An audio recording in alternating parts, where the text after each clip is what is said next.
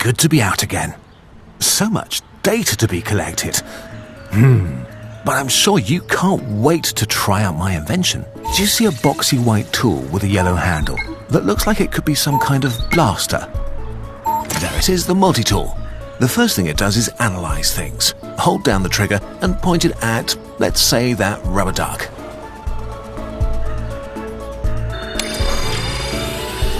Good. Despite their name, rubber ducks are generally made of plastic, not rubber, but it will still make a perfect guinea pig. To collect it, you'll need one of these red capsules with a big window in front. I use shrinkagen to store the tools when they're not needed. Keeps the lab looking tidy. Put that in the multi-tool. Now point the multi-tool at the rubber duck and press the trigger. Yes. I've missed this. Now comes the really cool part. That machine with the shrinkagen is the opticizer. It uses shrinkagen to scale individual objects up and down.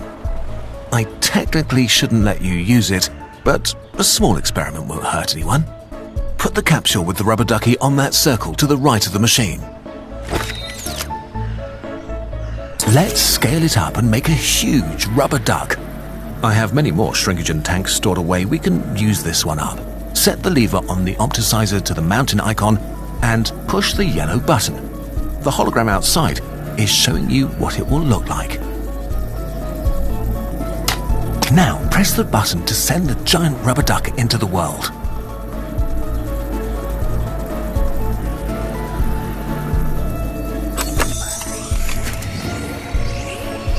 Well done!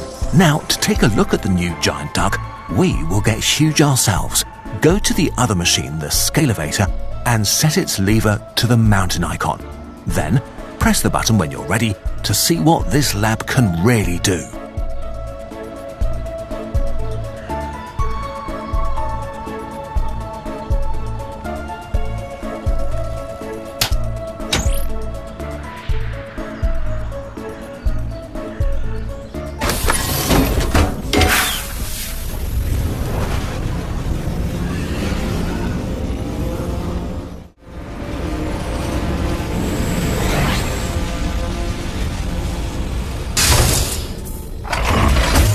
Welcome to the mountain realm. You are so big now that the city looks like a bunch of toys below you.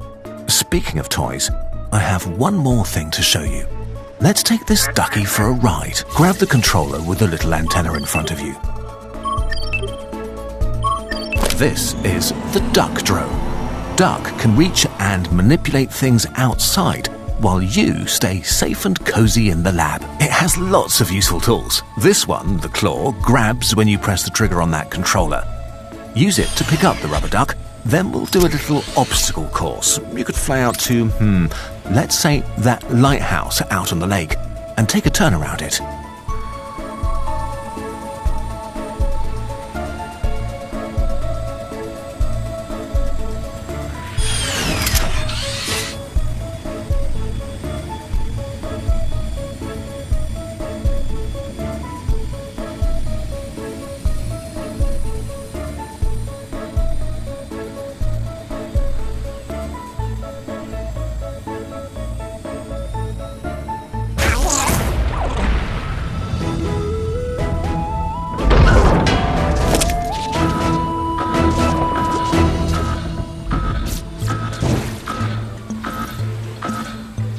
Oh no, not another problem. My sensors are showing substantial shrinkagen leakage in the city. The wave must have hit the storage tanks. Who knows what happened this time? No, I refuse to be shut down again. Please, you need to help me. We need to get down there now.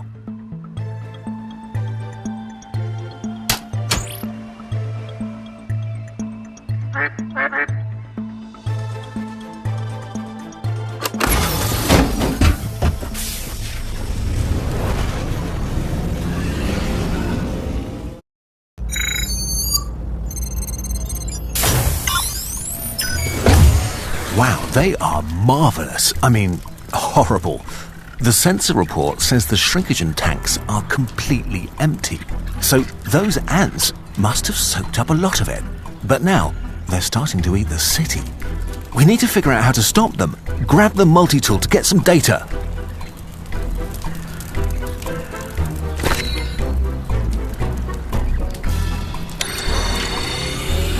Just like I feared, it's an inverted shrinkogen malfunction. Basically, the shrinkogen has merged with the ants and is stuck now. We need another huge blast of shrinkogen to get them back to normal. But we're out of shrinkogen. Also, the ants are too spread out to shrink all at once. You need to do two things. Find a way to gather all the ants in one place and find the missing shrinkogen to scale them back down.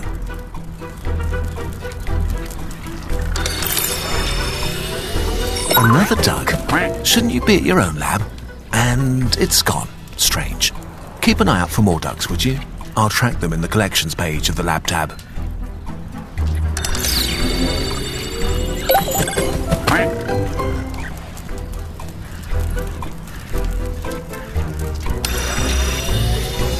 Do you see the spikes on their back? And the ones trying to cut out parts of buildings?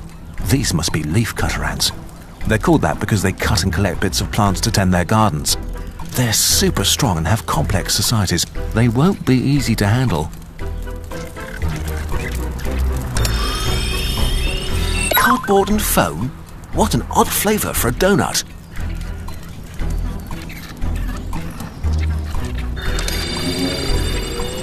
This must have been left over from the wave earlier. Too bad for us. It doesn't seem to have damaged the ants. They have water-repellent surfaces. Pesky giant buggers.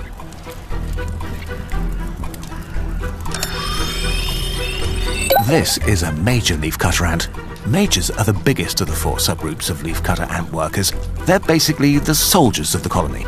They point each other towards threats that need taking care of. When one major signals a threat to the rest of the group, the troops come rushing in.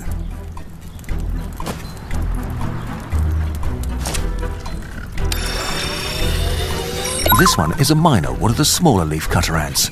Leafcutters live in complex societies where every caste has a different task. Miners forage for food and leaves to bring back to the nest.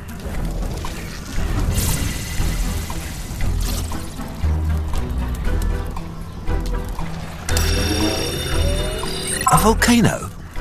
That belongs to another Kurzgesagt lab. The wave must have dragged it here. Quick, put a capsule in the multi-tool and collect it so I can return it. It must have been hit by the leak as well. The good news is, this object has flexible shrinkogen.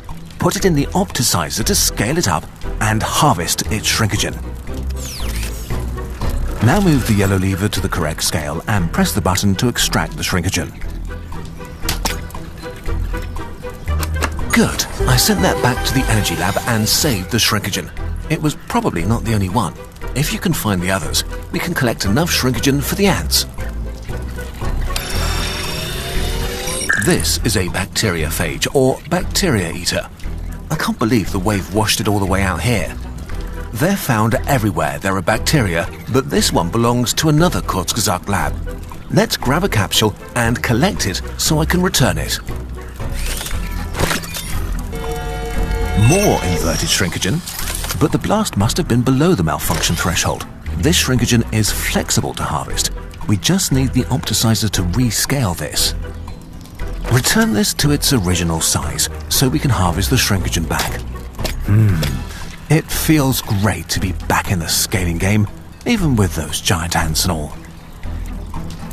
Well done, I sent that back to its home lab. Keep an eye out for more things like this. They may be our ticket to shrink these ants. So we have 2 groups of ants here, the miners, which are responsible for finding food and resources, and the majors, which protect the colony from threats. Maybe we can use that behavior to our advantage. Let's see how they act in their natural environment, the insect realm.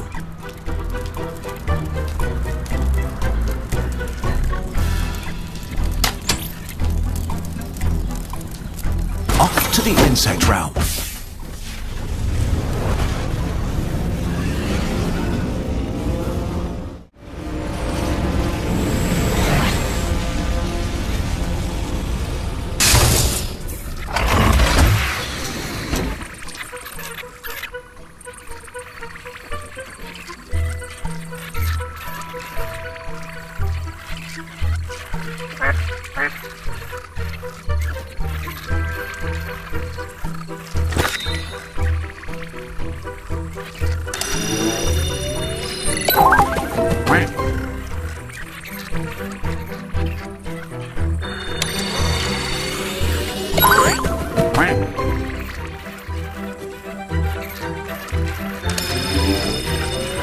Look at this plane. Passenger seats really are getting smaller and smaller.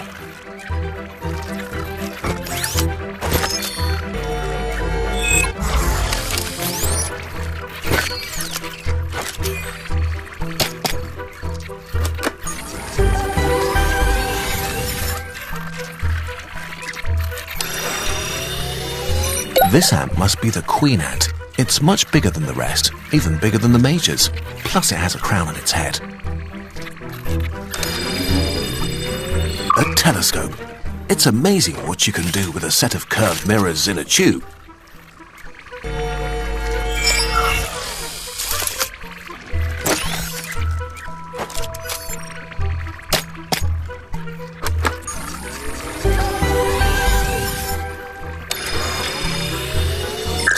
I'll have to have a word with the energy lab. They clearly aren't storing their nuclear waste properly.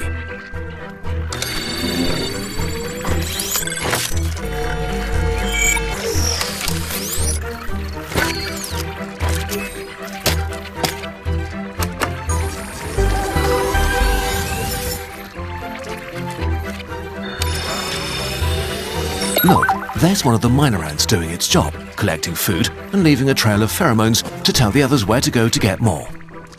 If you had some of those pheromones, you could lead the minor ants wherever you wanted.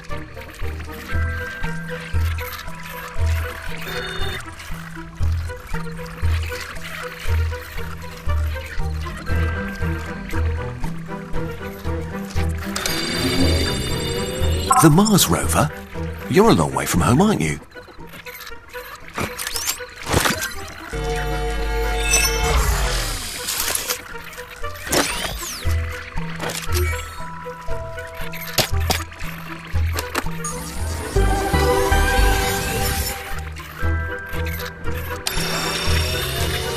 Oh, nice. A banana for scale.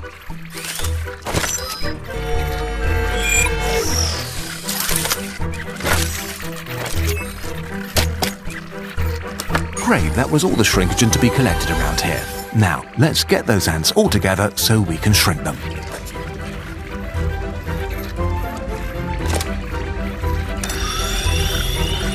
Pheromones are essential for ants to communicate. It's a little like a scent trail, except instead of sniffing with noses like we would, ants pick up pheromones via receptors on their antennae, and those pheromones can convey information like threat or donut. Giant ants need giant pheromones. We should have enough shrinkagen by now to scale them up. Try using the opticizer.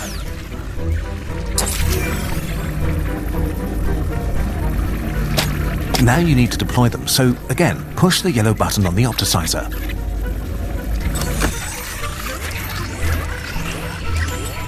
Great. Now, Duck will be able to help you lay your own human-sized pheromone trail.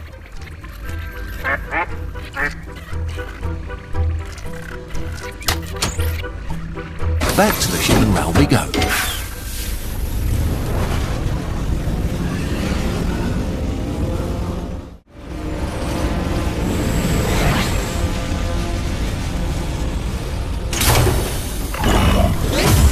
You should have just enough trail pheromones to attract all the minor ants. Time to show you another feature of the drone, the vacuum beam. Drive the drone over to those pheromones and pull the trigger to suck them up.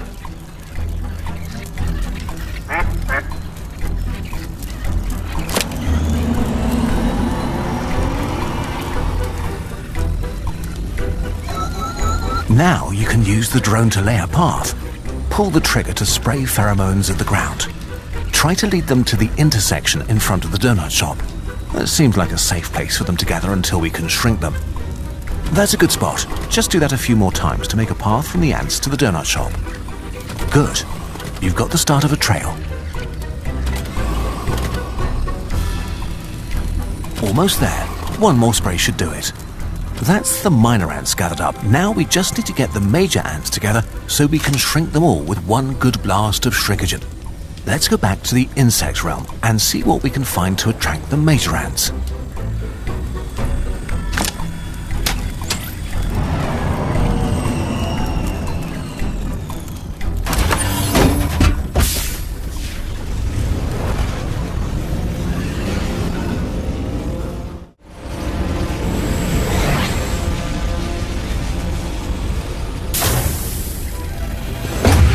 Major ants respond to threats to the colony. Other ants can create a burst of alarm pheromones that says there's something scary here, and the majors will come deal with the problem.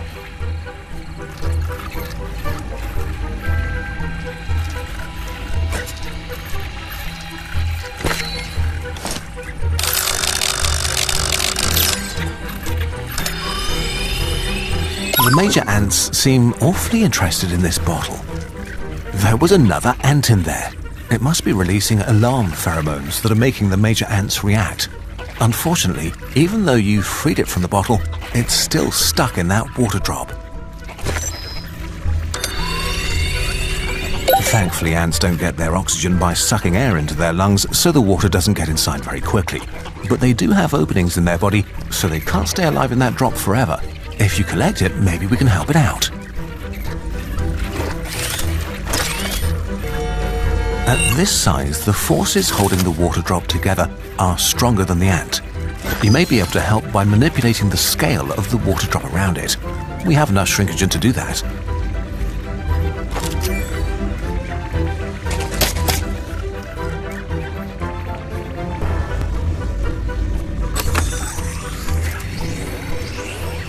That should have had some effect. Let's go to the human realm and see.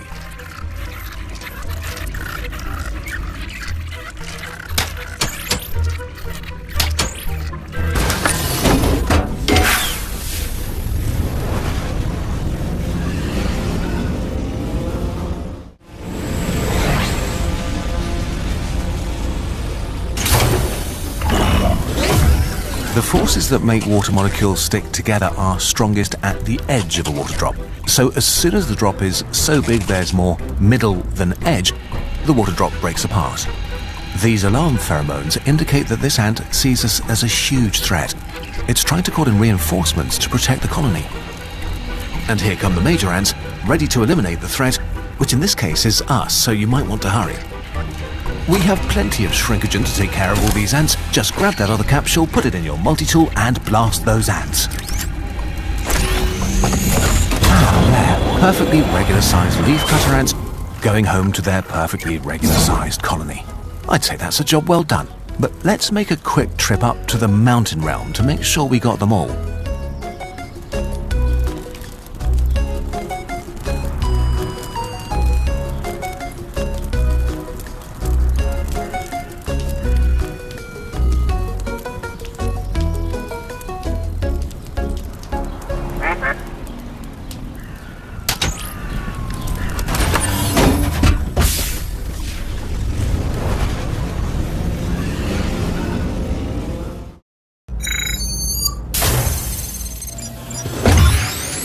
Well, we got all the ants, but now there's...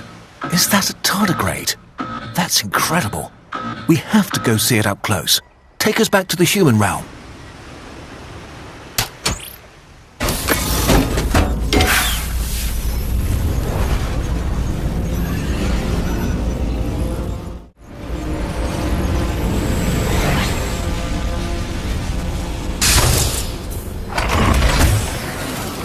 Wow, that's a huge tardigrade. I love tardigrades. They are so cool. These troops are a total overkill. I'm sure it just wants to play. We need to scale it down before it gets hurt and causes more damage, of course.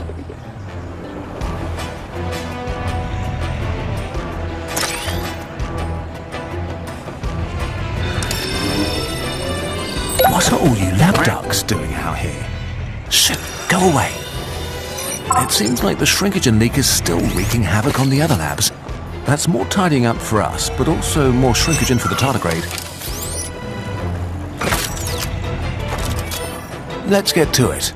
Try to explore and collect information. Doesn't hurt to get a second look at things.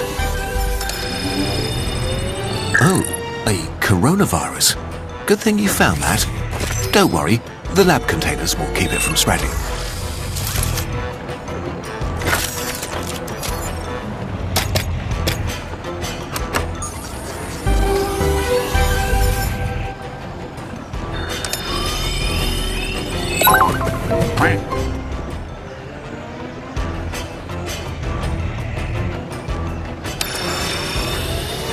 Normally, this tardigrade would be about 500 microns long, or around the size of a grain of sand.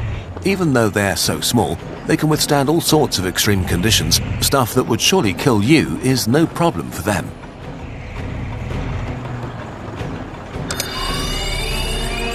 They really didn't need to bring out the tanks for this. The tardigrade doesn't mean any harm. Thankfully, it looks like they're just waiting for now. Strange matter. No, really, that's what it's called.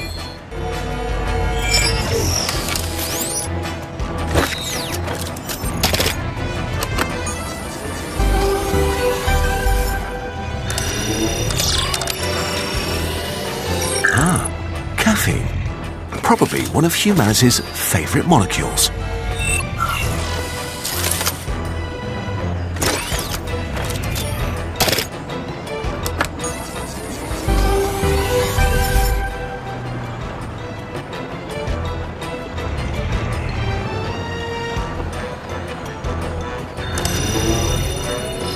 They really didn't need to bring out the tanks for this. The tardigrade doesn't mean any harm.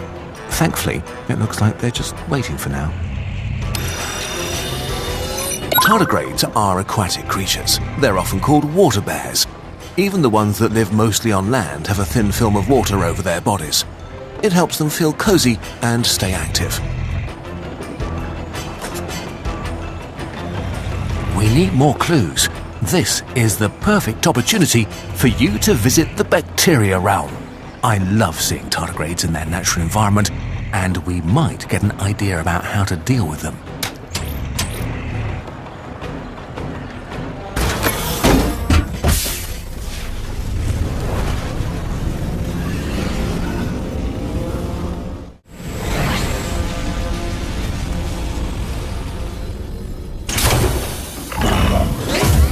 We are inside that puddle now.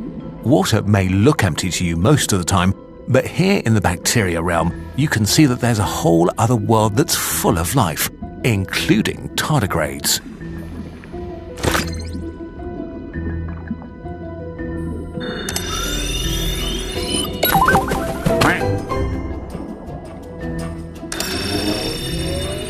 These tardigrades are just waking up from tun state at the moment.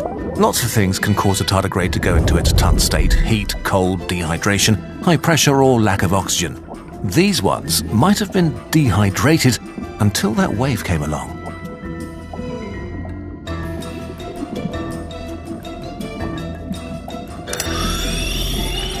A grain of rice, a staple food for roughly half the world's population.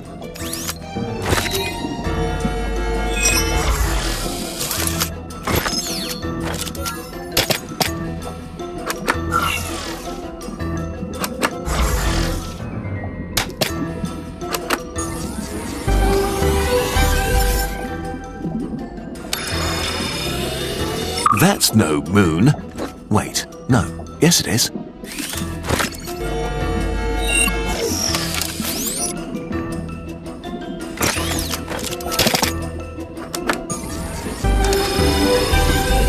Is that the new veggie patty from the health lab?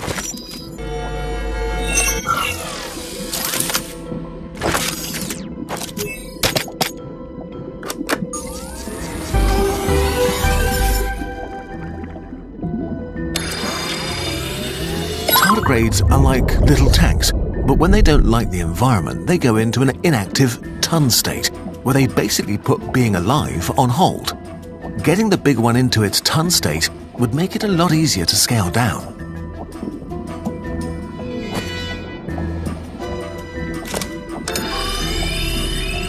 Moss is a great hiding place for tardigrades because it traps water, provides shelter, and it's actually the inspiration for my favourite nickname for them, moss piglets. Moss is also one of their favourite snacks. A giant moss to snack on will surely distract our big buddy from those barricades for a while.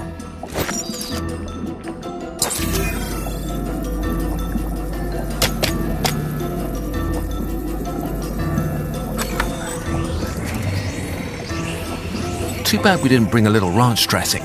This will have to do. If we could get that giant tardigrade to go into its tun state, that should keep it under control for a while. we should go back to the human realm and see how we can calm our tank into a ball.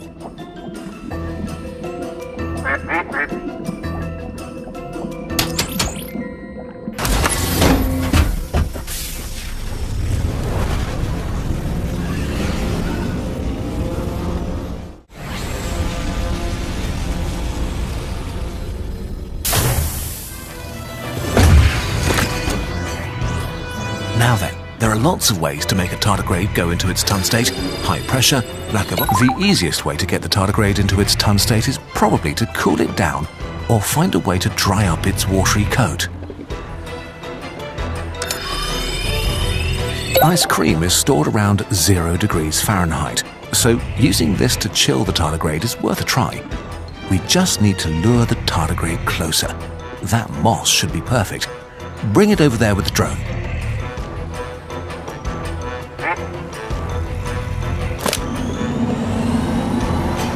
The claw on the drone is perfect for moving things around. Now, where should we lead the tardigrade? Maybe someplace cold? Come on, take a bite. It's tasty, tasty moss. Oops, but it was a long shot anyway. The cart isn't cold enough to chill the entire tardigrade. We can try drying it off instead. Anything around we can use. A huge hairdryer would be perfect. Or a bonfire.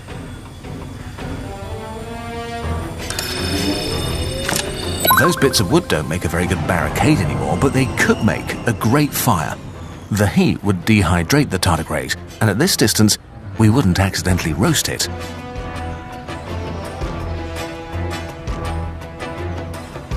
We have fuel for a fire, so technically all we need is a match, but that's boring.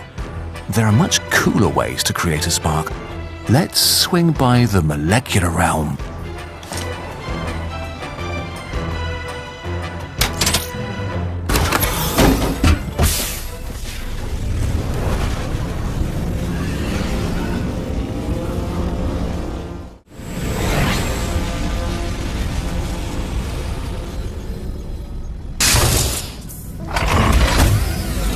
Welcome to the molecular realm.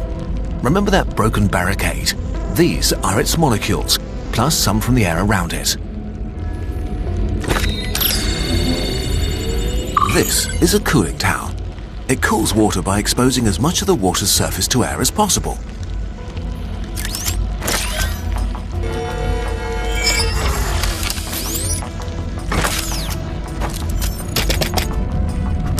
Now we have plenty of shrinkagen for the tardigrade as soon as we get it calmed down.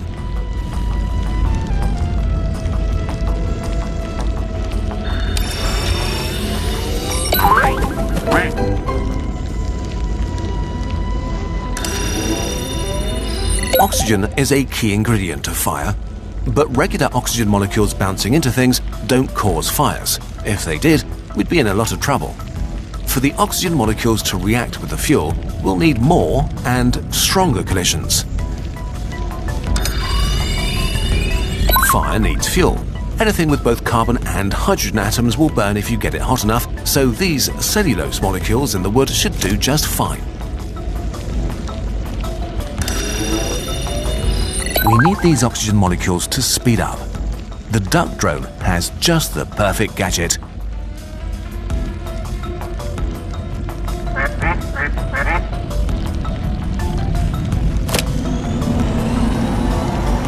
I originally made the drone's flagellum to help duck move around in the smaller realms, but it's also good for stirring up molecules. Press the trigger to make it spin.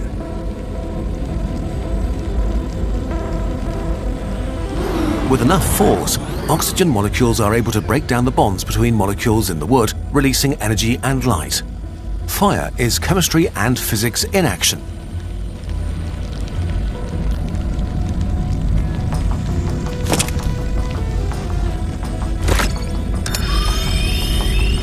These carbon dioxide molecules were formed in this combustion reaction. They'll come in handy when it's time to put the fire out. Why don't you collect some?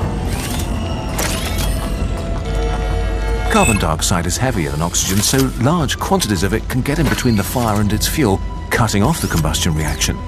We only have a little right now, but you know how to make that into a lot, right?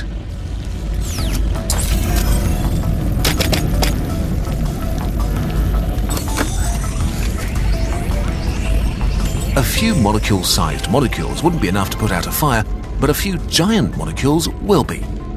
Those are waiting for us in the human realm whenever you're ready. What a beautiful roaring fire. So cozy. Agitating those oxygen molecules with the drone started a combustion reaction. In other words, fire. You'll recognize it once we're back in the human realm.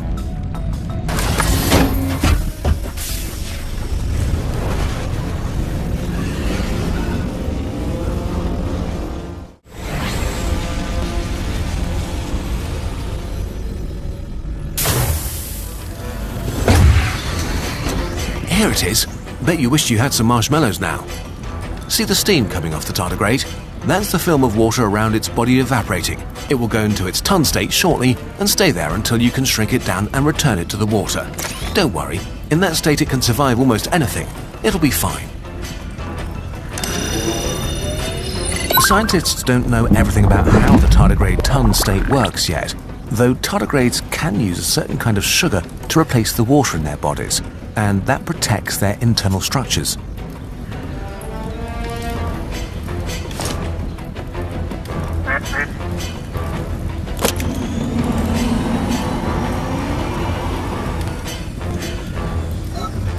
Just fly the drone over the fire and pull the trigger to release the CO2.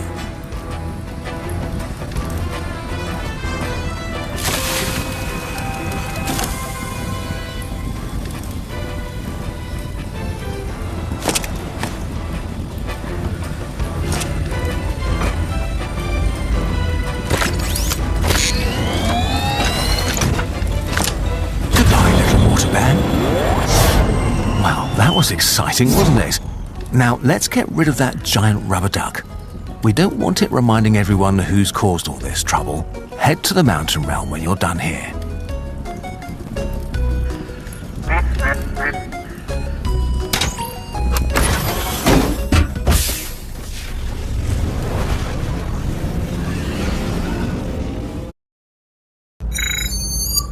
Okay, time to clean up.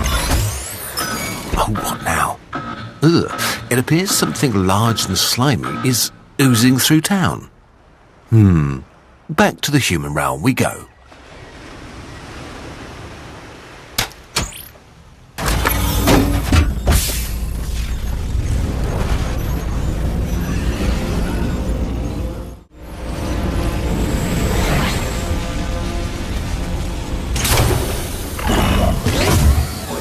Ugh. That's a very large protist, and it appears to be eating anything within reach. Well, you know the drill. Scan away.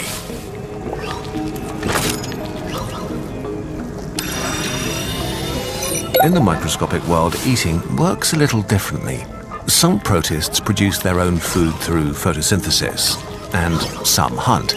This one seems to be using its long neck-like part to catch some lunch.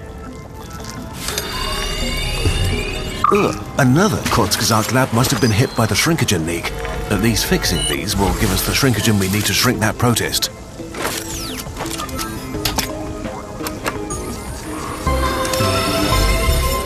Go back to your lab before you get eaten too.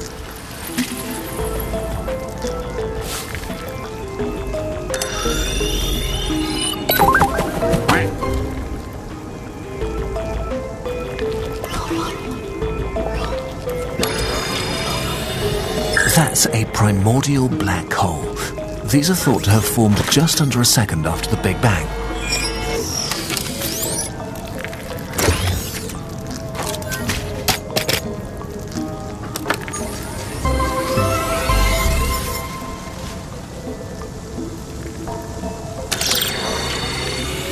Hey, those lab ducks aren't up for grabs. Before we scale the protist down, we need to make it spit out all the stuff it swallowed.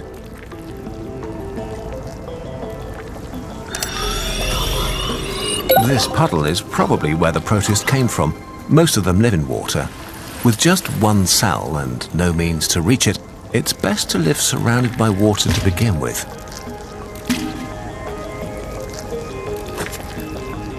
It keeps reaching for more. We need to make it spew out the stuff it's eaten. Let's observe it in its natural habitat and try to find a solution there. take us to the bacteria realm.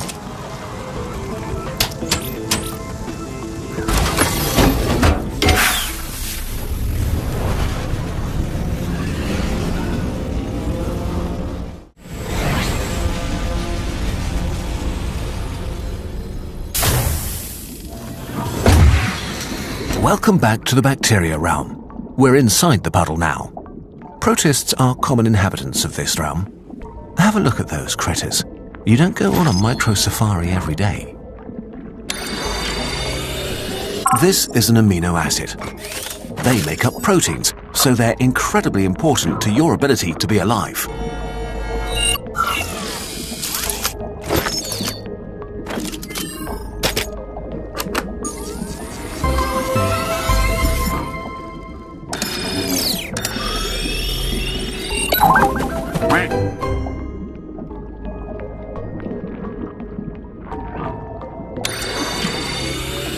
Another protist like the big one. This species hunts, so their prey must have ways to defend themselves that we can harness. See if you can find something this protist likes to eat.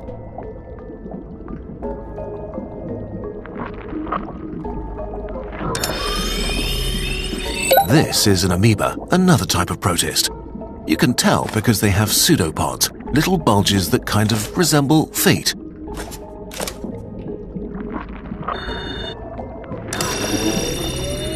Not all protists are hunters. Some like to hang out in algae like this and feast on them like cows on pasture.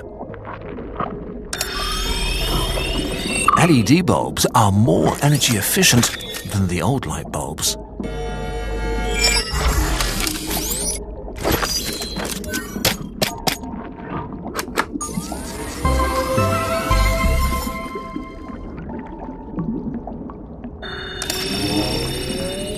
This is my jam.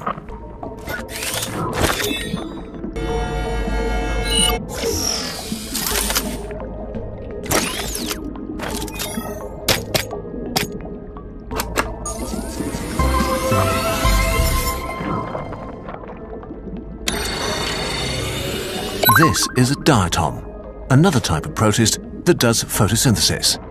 Silica cell walls make them pretty solid. They're a tough nut for other protists to gulp down, but you can give it a try.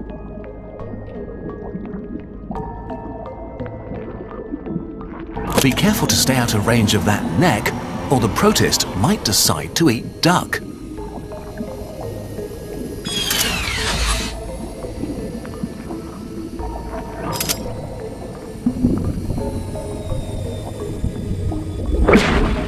I told you diatoms are tough.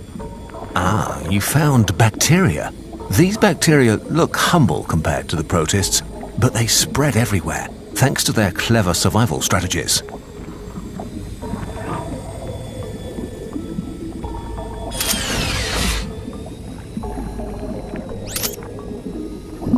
Let's see now.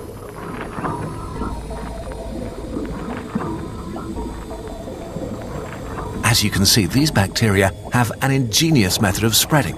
Once they're in the protist, they use its resources to multiply. As soon as there are many of them, they start poking holes in its membrane, which lets water in and eventually bursts the protist. This lets the bacteria escape out into the environment.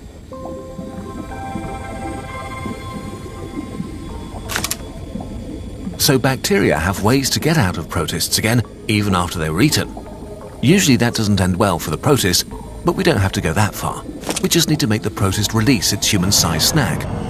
Come on, let's go to the molecular realm to see how it works.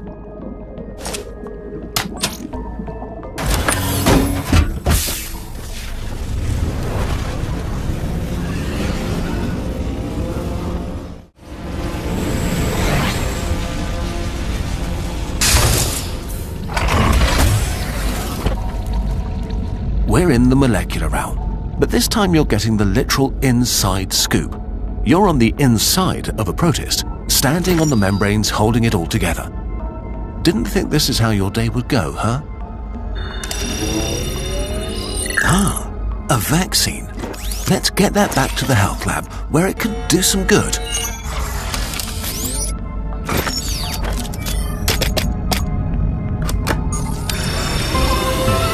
A new nuclear bomb. Awful at any size, really.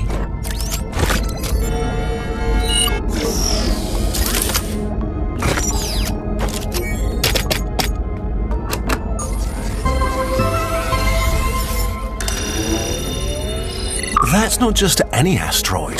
That's the asteroid that probably wiped out the dinosaurs.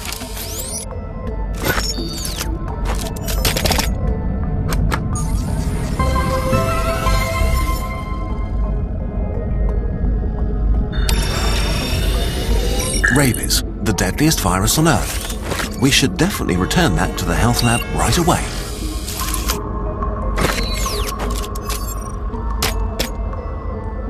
My readings show that we have enough shrinkogen to shrink the protist, as soon as you get all that stuff out. This is a receptor, a type of protein that's an essential part of the communication infrastructure of the cell. They receive messages and trigger responses.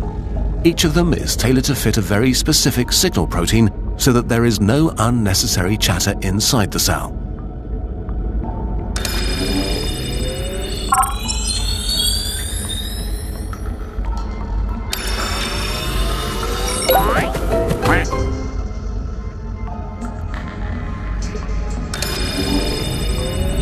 Living in fresh water with a body filled with chemicals is a risky business. Protists have evolved to maintain a delicate balance between the water on the inside and on the outside. This is a protein produced by the bacteria that we fed to the protist earlier. Its shape should match up to one of the receptors here, so they can connect like puzzle pieces. Let's try it and see what happens.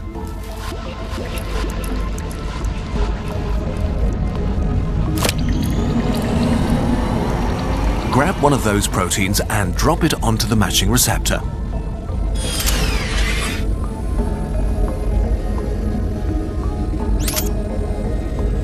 Here we go. This is how the bacteria set themselves free.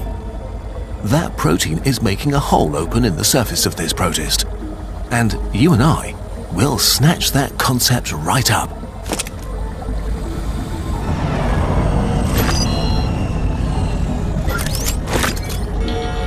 Excellent. If we want these proteins to have the same effect on the giant protist, we need to scale them up.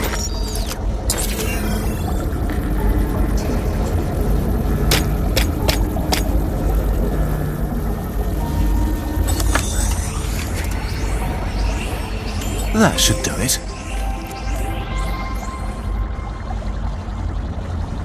I think that's everything we can learn here for now. And who knows what else that slimy glutton has managed to gobble in the meantime. Back to the human realm.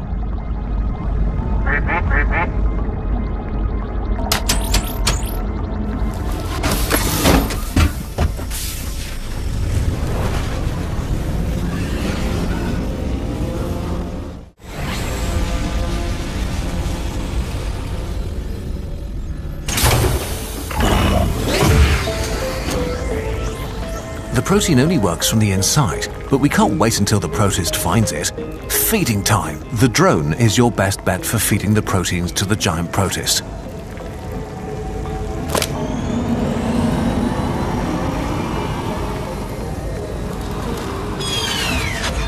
Time to deliver a protein-packed lunch.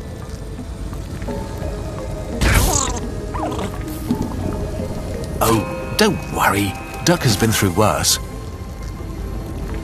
There we go. Bacteria would have kept opening holes until the protist died, but we just want our stuff back. Let's shrink the protist before it decides to have another snack.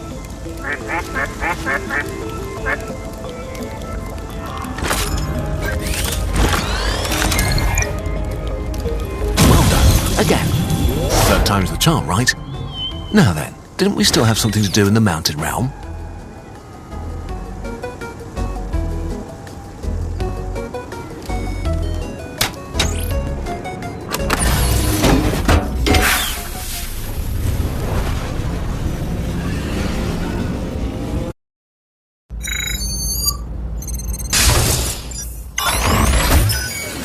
Where were we? All right, restoring order to the city. No more outsized bath toys around. Knew I forgot something. Uh-oh, I've detected more abnormal shrinkage and behavior, but this one is odd. It's not a creature. It seems to be more of a strange fog. Let's check the city, but be careful.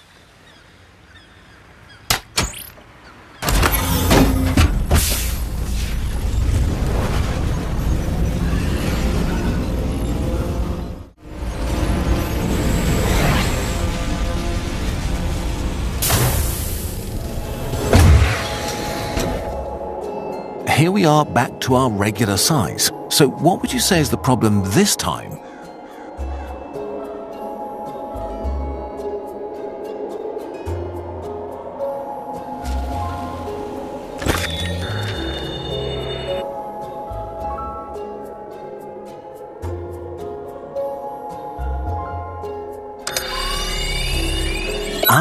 Giant fungi.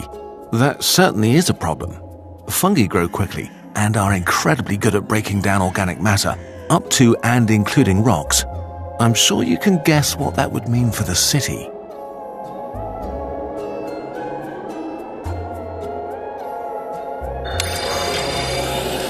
If the mitochondria is the powerhouse of the cell, then ATP are the fully charged batteries coming out of it.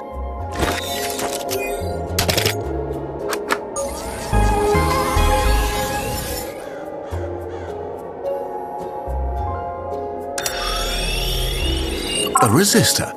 Who could resist?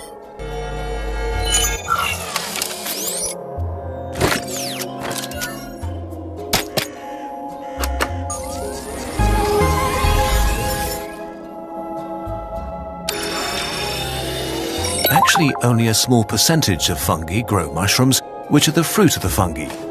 They produce and keep the spores that can seed new ones.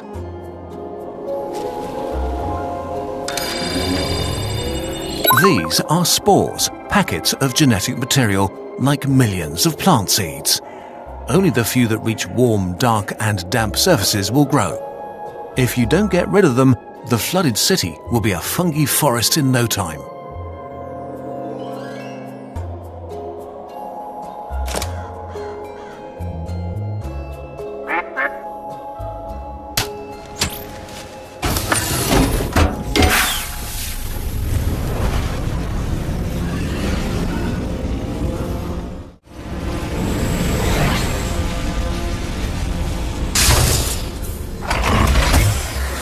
Welcome back to the insect realm.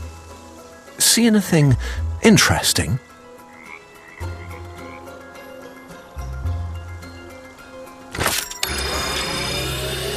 Blue cheese, one of the ways in which humans intentionally eat mold. It's made by mixing in spores from the edible mold Penicillium.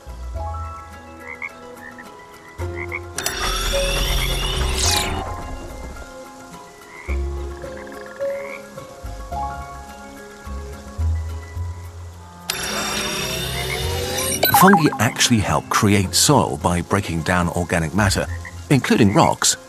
It's theorized that long ago fungi enabled other plants to grow on land by developing soil for them to latch onto.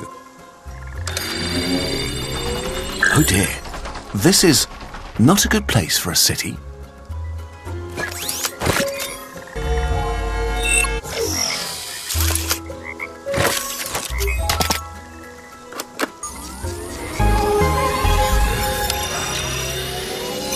Dogs in space, sure, but ants in space, that's new.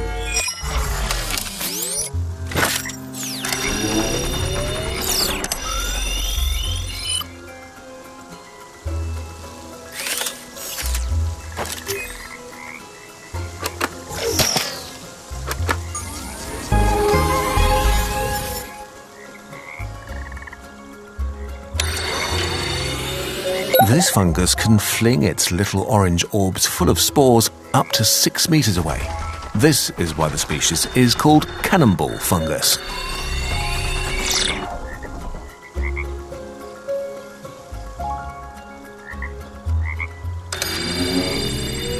Good, we can get some more detail from here. My sensors say these spores carry a negative charge. That means their molecules have more electrons that are balanced out by their nuclei. That negative charge creates static that helps them cling to surfaces. Let's send the drone out to investigate them.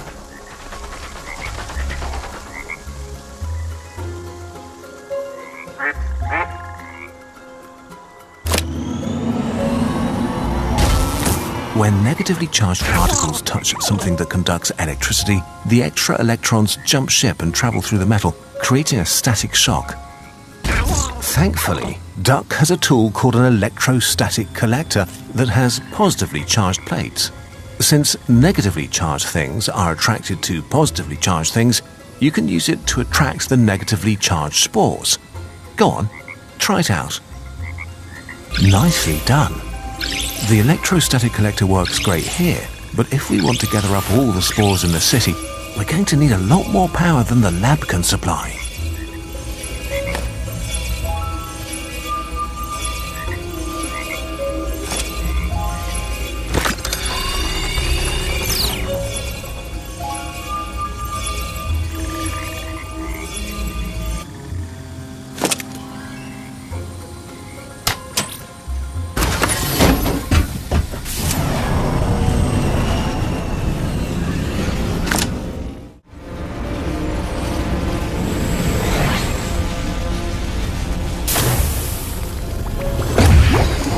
Welcome back to the bacteria realm. We're inside one of the fungal cells called hyphae.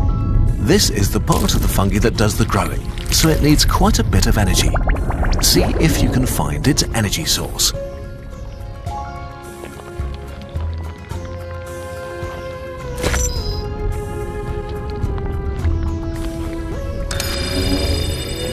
If I didn't know any better, I'd say they want to tell us something. If the shoe doesn't fit, rescale it.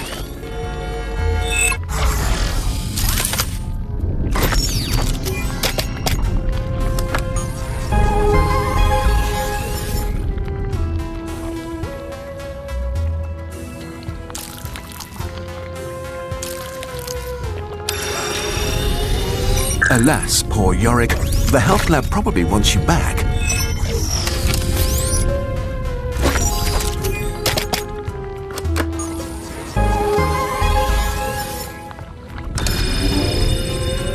You found a space shuttle. These were retired in 2011, but they're still useful for our space videos because they're so recognizable.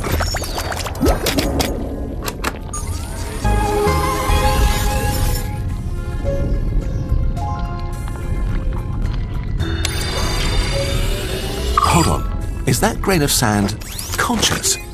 What's the consciousness lab been doing all this time?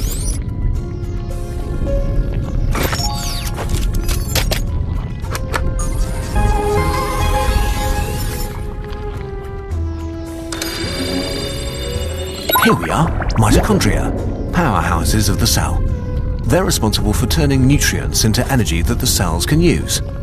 A fungi cell like this has many mitochondria to produce all the energy it needs.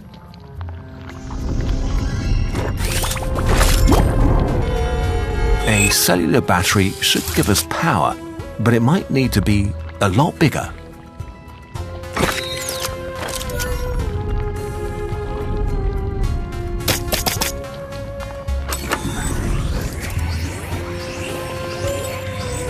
That should be more than enough power. Now Duck can grab it and use it for the drone. Let's go to the mountain realm and power up the drone.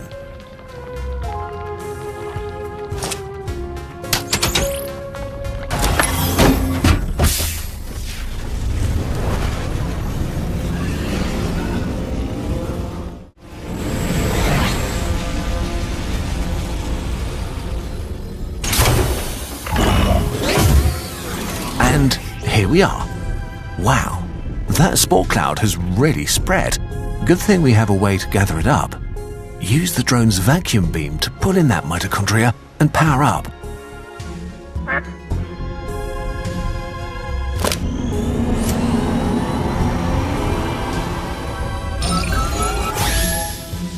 From the powerhouse of the cell to the powerhouse of the drone. Now, go gather those spores. Well, we can gather them up, but how do we get rid of them? We need an even closer look. Let's go to the molecular realm.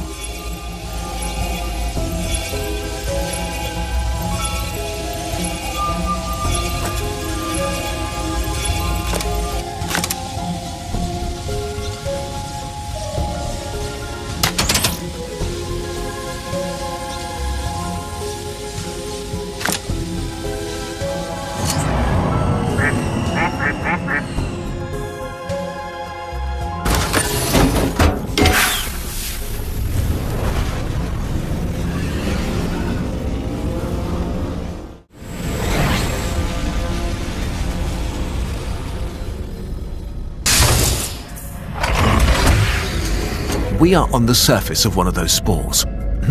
Looks like we need to devise a solution out of, thin air. Get it? Because these are air molecules. Butterflies are found everywhere on Earth except Antarctica. Some use ants as babysitters, others just live harmoniously with them.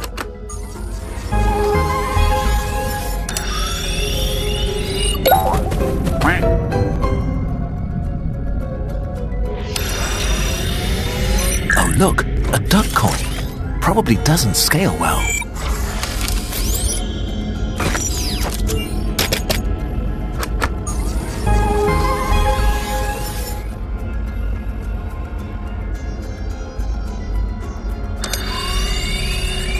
This looks like a lyssavirus. Oh, never mind, it's just a pickle.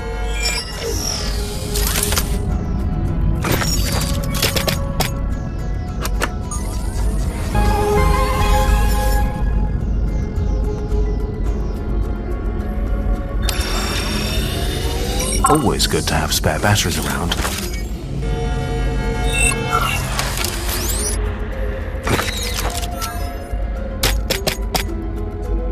There, that's almost everything. Now we just need to destroy those spores before we shrink the fungi and get on with our lives. Air is a mixture of 78% nitrogen, 21% oxygen, and small amounts of other gases like CO2. Luckily, it's not very reactive, so it won't suddenly decompose and rearrange into new molecules with other atoms. But we can change that. Air molecules have stable chemical bonds, so their electrons are arranged in a way that keeps their atoms together. If we could disturb their electrons, we could create new reactive molecules, molecular cannonballs, to shoot at the cell walls of our spores. Oxygen tends to really hold on to its electrons. If we break oxygen molecules, the atoms will try to steal electrons from whatever's in their way. One way to break oxygen molecules would be to put up an electric field that overpowers the strong pull of their nuclei. I have the perfect tool for this. The drone has an ionizing wand which can rip electrons out of their bonds. Go ahead, try it out.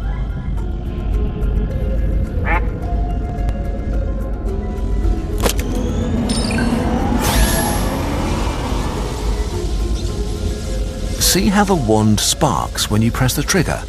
The wand ionizes the air molecules. It disturbs their electron arrangement and makes the molecules very aggressive, so they'll react strongly with surrounding molecules like those cell walls. And by react strongly with, I mean destroy. Look, that oxygen molecule broke through the cell wall. With the extra power from the mitochondria, we can create more of those molecules and get rid of the giant spore cloud too.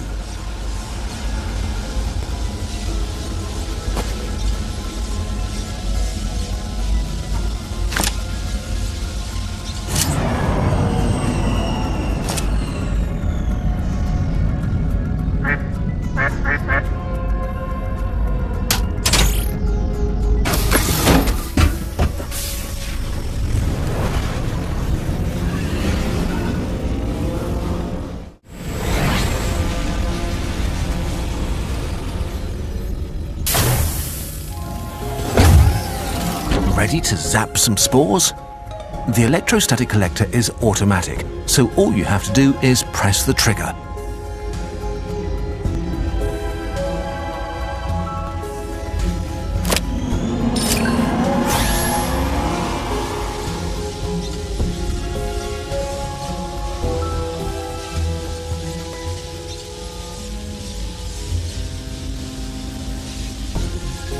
Good job. You've cleared up the spores, so we won't have any more giant mushrooms sprouting up. Let's shrink these and be done with it.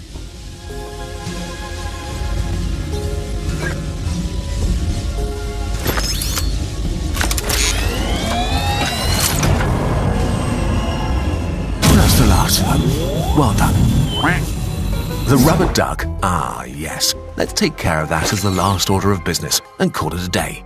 We have some shrinkogen left over. Go ahead and use it on the rubber duck.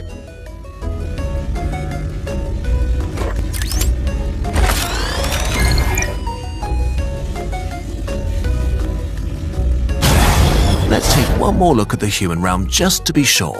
But I think we're finally in the clear.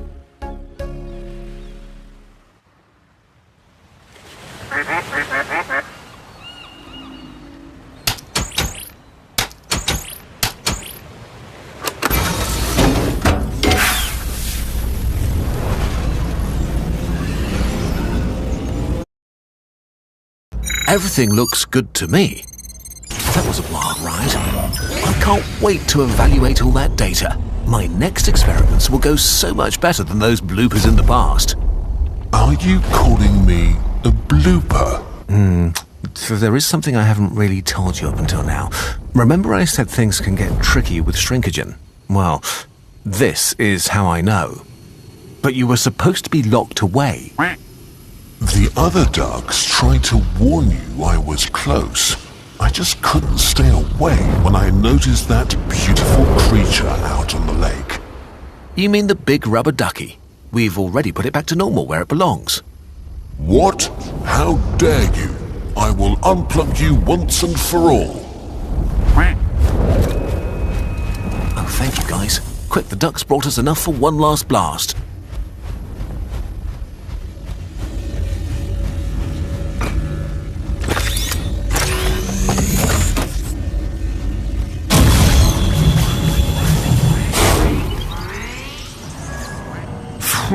That was close. Note to self, no more duck experiments.